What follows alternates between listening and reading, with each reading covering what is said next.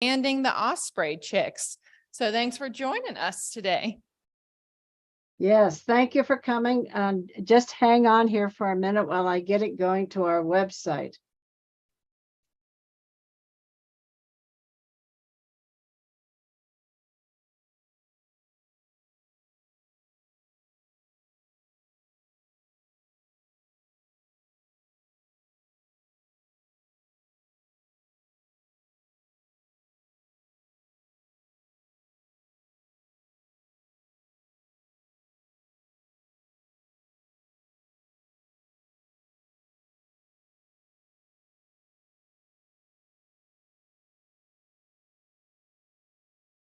Well, the first thing I'm going to do here is share my screen, and I want to show you what's happening at the nest today. We haven't had Swoop come this morning with a fish, which always is a cause for concern. He should have come by early morning with a fish for his family. And this causes us considerable concern because it's so unusual. And has just done such a wonderful job of providing for his family. And so this always worries us that something has happened to him. Either he's had to go farther afield to find a fish, or he has been injured, possibly by an eagle, or something has happened to him.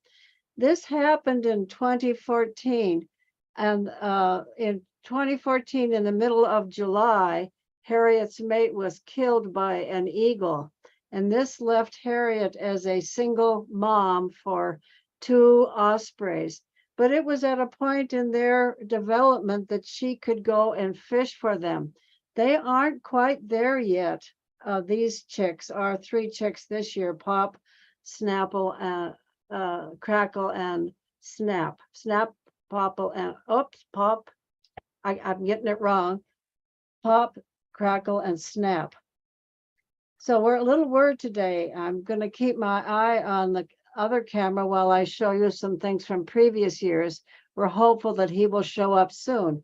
One of the things that's really important about the chicks eating is that's their only source of liquid as well. They don't drink. There's nothing to drink up there. So they are subject to dehydration if they don't eat fish on a regular basis. So we're really got our fingers crossed that Swoop's going to show up soon with a really big fish. In the meantime, I'd like to show you some films of previous banding operations.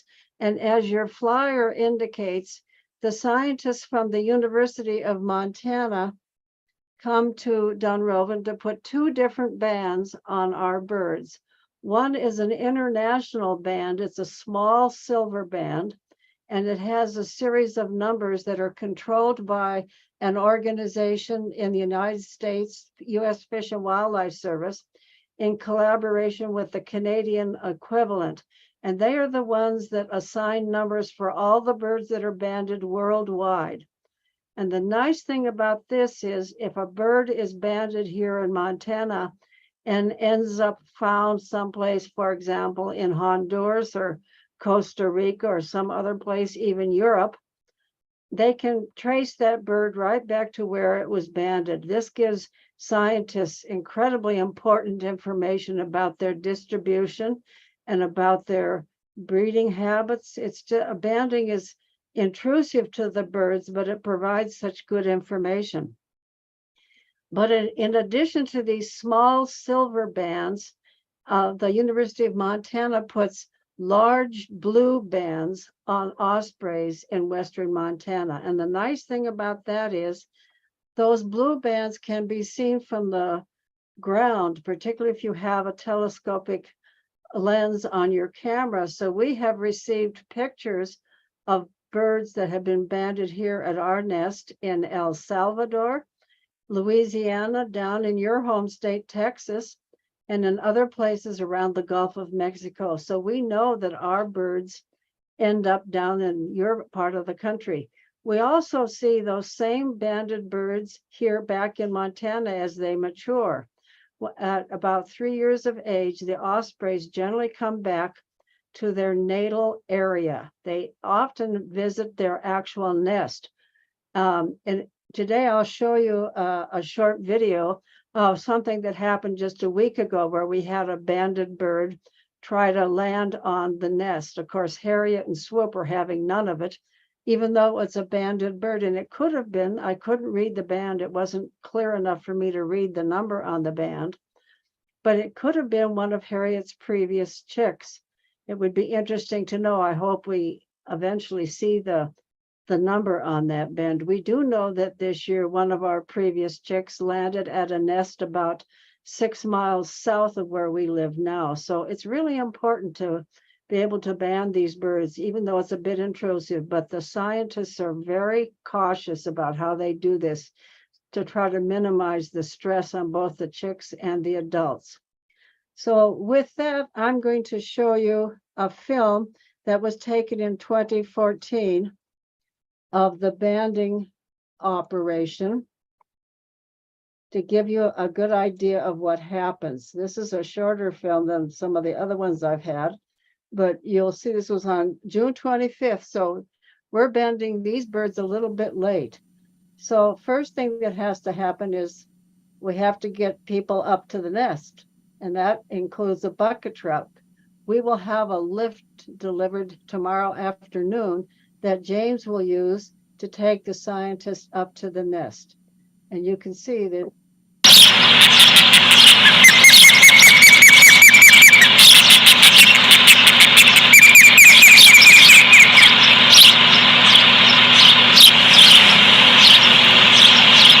I'll turn the noise down a little bit because the noise of the bucket truck is pretty loud. So Harriet takes off, and this was her first mate was Ozzy. This was the year he was killed, but he's still around at this point in time. So the scientists go up there.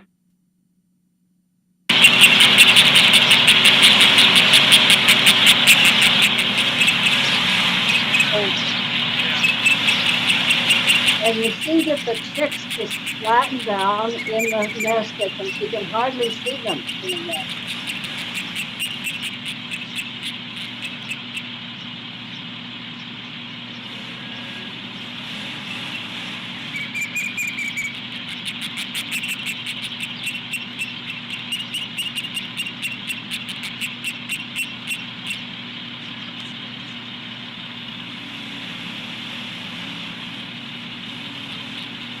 Now this bucket truck is not operated by the people in the bucket, but by the people on the ground. The lift that we will use this weekend is operated by the person in the bucket, much easier.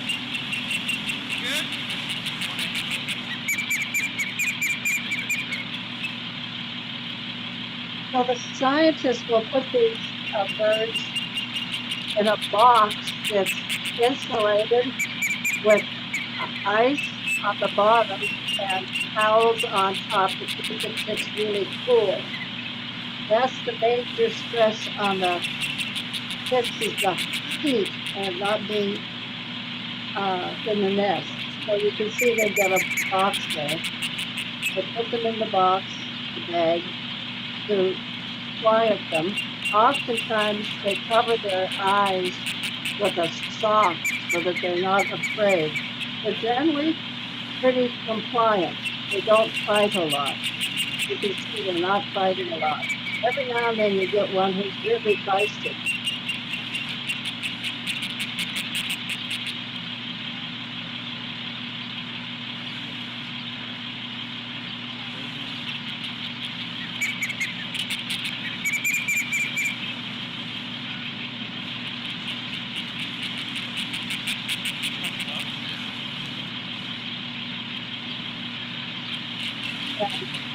This particular time we lost a chick. One of the chicks died.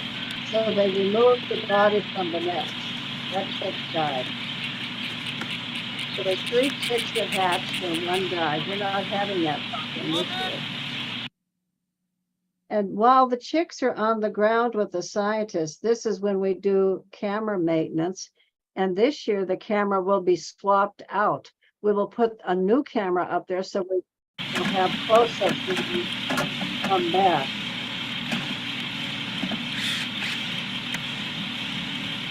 You think you got it? So here you're getting a bird's eye view of camera maintenance.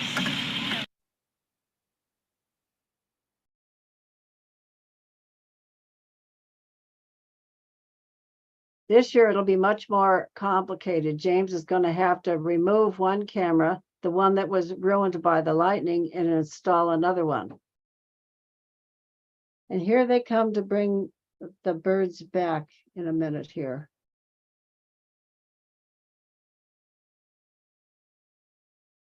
This year, we will also take that horrible piece of plastic, black plastic that Swoop brought to the nest not too long ago. But here you can see that they've been in a plastic container cooled with ice and covered with a towel. That makes sure that they're not being stressed.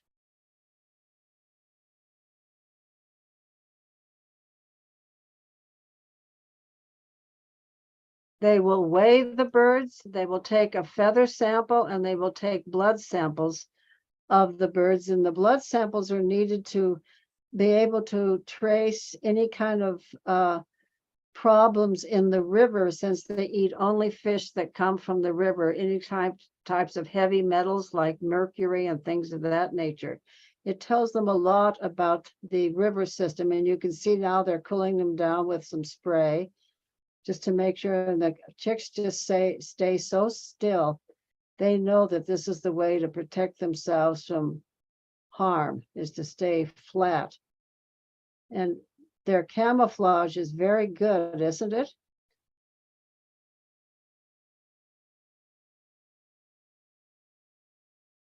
And as soon as the scientists go down, the adult birds return. I have to say that Harriet's gotten used to this drill. She no longer gets as frantic as she did in the early years. She recognizes what's happening. And pretty soon she just waits in a tree and comes back after it's all said and done. First couple years, she dive bombed the scientists. But here comes her mate with a fish to feed them. That was her original mate, Ozzy. But this is exactly what's going to happen on Sunday morning. Very rarely do any birds get damaged or hurt during banding. The scientists are very careful. Now I'm going to show you a short video in very slow motion. This happened just about a week ago, and this is a banded bird trying to land here at Dunrovin. So that is Harriet in the foreground. Actually, I think it's Harriet in the background and Swoop here in the foreground. And you can see that they're in a defensive mode, and watch the chicks in this as they watch their parents try to defend their nest. The two of them are doing it together. And look at the shadow on the arena. You can see the bird coming. This bird was very determined to try to land here. Here it comes. And you'll see a blue tag on its leg. But unfortunately, even when I slowed it down and took a magnified picture of it, I was unable to read the number on the tag. I don't know if it's one of our previous chicks, but this is why banding can be so important. It really tells you a lot about where these birds go.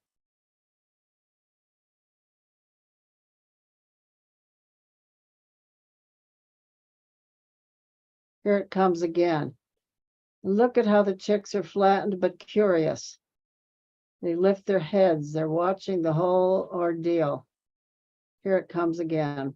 Very determined.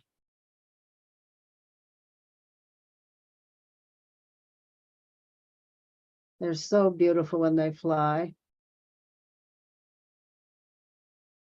And the interesting thing is the only bands you can really see are the blue ones that the University of Montana puts on. The international ones you can't see at all. You could never read them. And in fact, we had some silver banded sandhill cranes land at the bench, and I was able to get the camera so close in on their band that we were able to read the bands, and they had been banded in Nebraska. And they summered up here. Here it comes again. And of course, Harriet and Swoop just push it off. This time it actually tries to land, I think, or one of these times.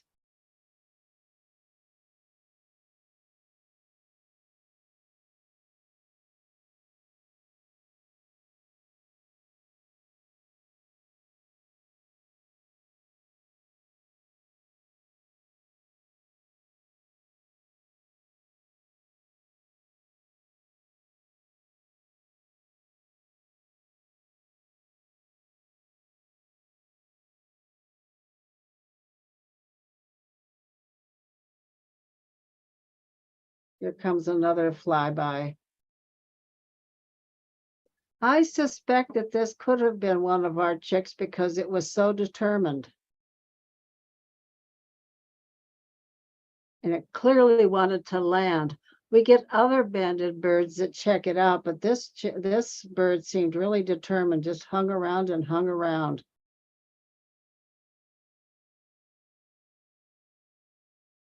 And these young birds have come back to try to start their own nest somewhere. So this nest is very attractive to ospreys because it is all by itself with good visibility all around. Here it comes again.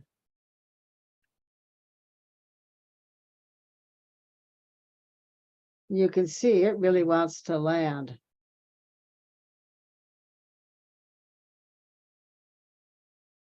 And at this point, I think Swoop says, I've had enough. I'm going to chase that bird away.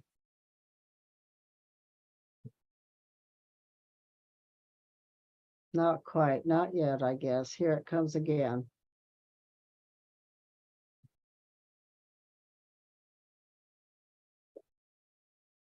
Unfortunately, we don't have the sound, but there's a lot of squawking going on. And you can see that here it comes in the background.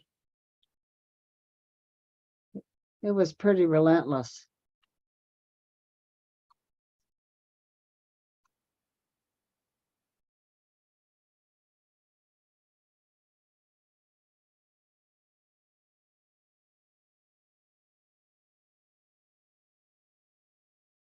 You could see the flash of blue go by.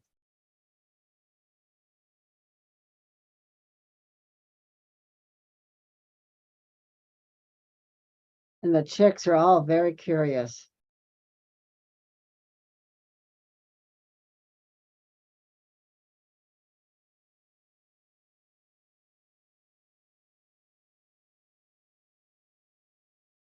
Now Swoop is saying, I've had enough of you. I'm going to go chase you away.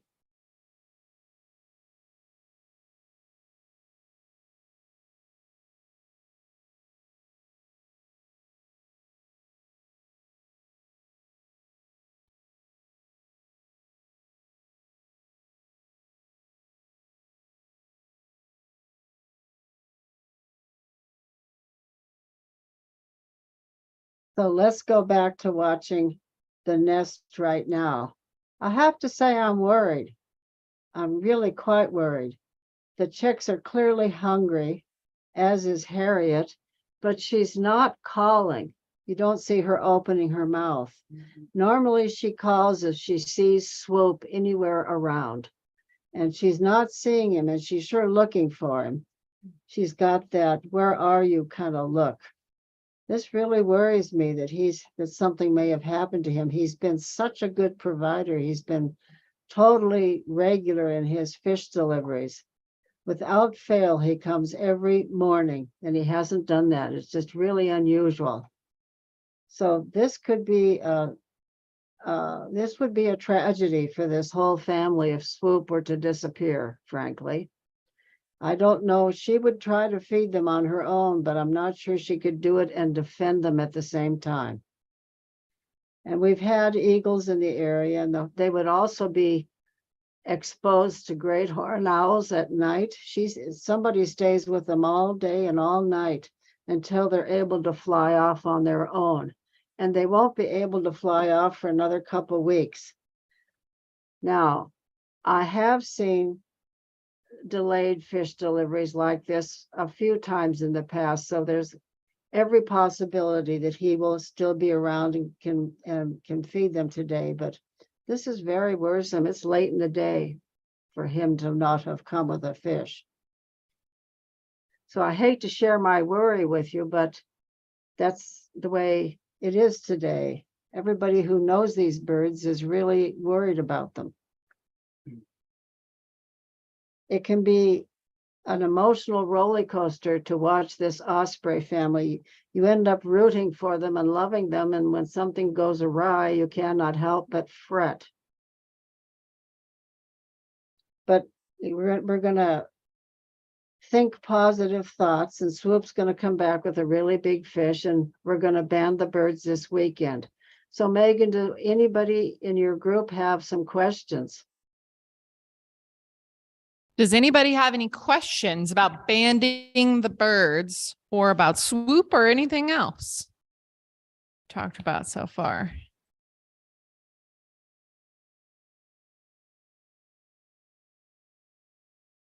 It doesn't look like anyone has any questions, but we definitely share your concern for Swoop and hope that he shows up here soon. Yeah. Yeah, I'm quite concerned. This is not the typical behavior for him at all.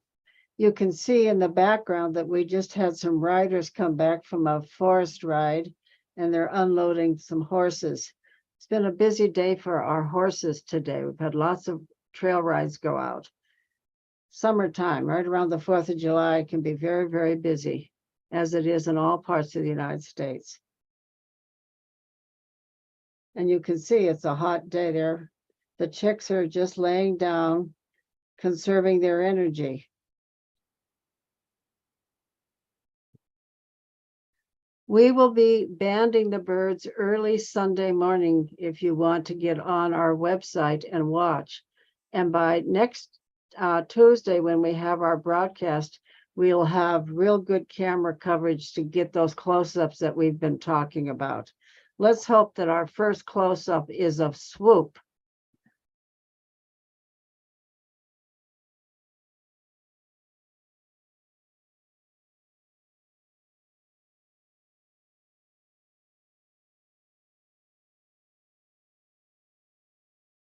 Suzanne, when did the scientists first start banding chicks at your ranch? In 2011 was the first year. And we had 2 chicks that year. And let me tell you, Harriet was just frantic. She was just dive bombing. They had to wear helmets because she was really frantic. We had 2 chicks banded, and one of them was killed in the river. We found its body at the very end of the season when it just started to migrate. And I don't know whether it had tried to fish or what, but its body turned up in the river. The other one migrated away. We don't know what happened to it. No report. But we had from 2013, one of the chicks that was hatched and banded returned to Montana, and it had a fish in its talons and was coming up over a highway when it was hit by a truck, by a semi-truck, and it was killed on the highway not far from here. See, we would never know these things if the bird had not been banded. That's an unusual way for an osprey to die, on being hit by a car, but the highway was just right up on top of a slope at the bottom, and the river was right at the bottom. So yeah, the bird had come up, it just because of the angle of its flight, got hit by a semi. Very tragic. Have you ever been able to track some of your former chicks having chicks of their own? No, wouldn't that be interesting? That would really be fun. We've had former chicks try to land at other nests that have web cameras, and we've seen them try to land there. But we don't know where any of them may have successfully been breeding. But this is the fun thing about working with the University of Montana. They go to osprey nests all over Western Montana. And so they would likely encounter any of our chicks who have nests of their own. It takes a lot for a new osprey to set up housekeeping. And this is one of the reasons these birds mate for very long times, because you can see there's a huge amount of energy that goes into raising a family. Both the male and the female are really committed, and they put in an enormous amount of energy, both in creating the nest and in fishing and in feeding and protecting. It's just a really tough job. So if you have a good nest and a good place to fish and a good mate, it's just a wonderful, it's so much better because you know each other. It's just, it's like humans. If you have a really good mate, you can do a lot more than people who are having a lot of problems with resources or with each other.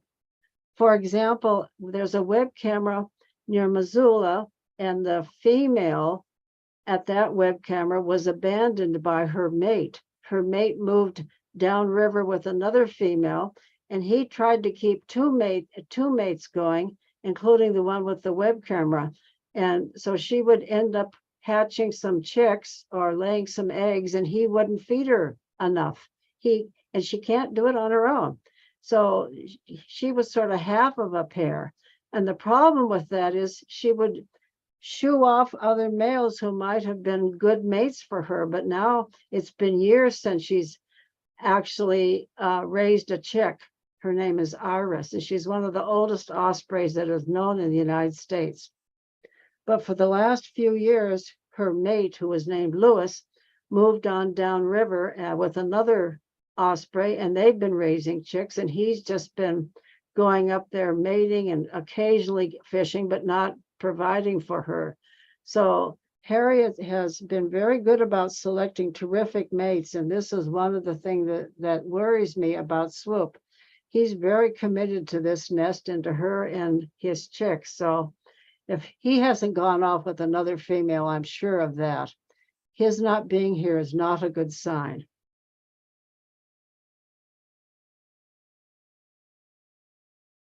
So now we all get to worry. This is part of the problem of being a nature lover. Nobody controls the situation, and people think, well, could we put some fish up there? And the answer is no, we can't. We can't bother the birds at all. First of all, it's against the law. The only people who can are people with permits like the scientists. And the truth is, once when we banded the birds, I went up there and provided a fish to them, and they threw it overboard. They only take the fish they catch. That's one of the reasons it's really hard to raise osprey chicks in captivity or rescue centers. The success rate for ospreys is very low in rescue centers just because they like catching their own fish.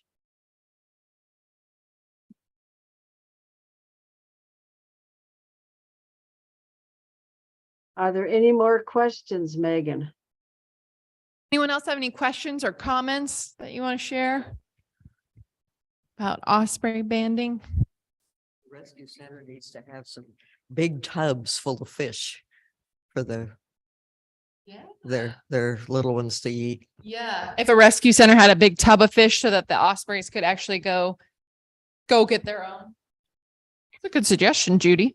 It is an interesting suggestion. It would have to be a very big tub, like a hatchery, because they dive. They dive deeply. So they do raise chicks in captivity, but it's difficult. I have only once in all the time we've had a web camera seen an osprey drop a fish and then go down to the ground to pick it up. Mostly, if they drop a fish, they will not pick a fish up off the ground. or anything that's added to their nest. So they're pretty particular about it. But they do steal fish from hatcheries, big deep ponds or pools or ponds. We have a neighbor to the south of us here who has a pond, a big pond in their property, and they have seen Swoop down there fishing at their pond, and they're delighted to have him.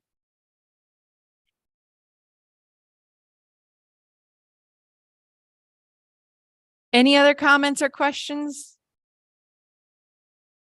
Well, I know we're all excited for the new cameras to go up, and hopefully the next time we tune in, we'll be seeing Swoop back at the nest. Yes, I'll send you an email, Megan, when we see him, so that you can report. That would be great. Thank you. Yeah, very much so. All right. Well, thank you all for joining us. We very much appreciate you, your interest and your sharing our angst about Swoop.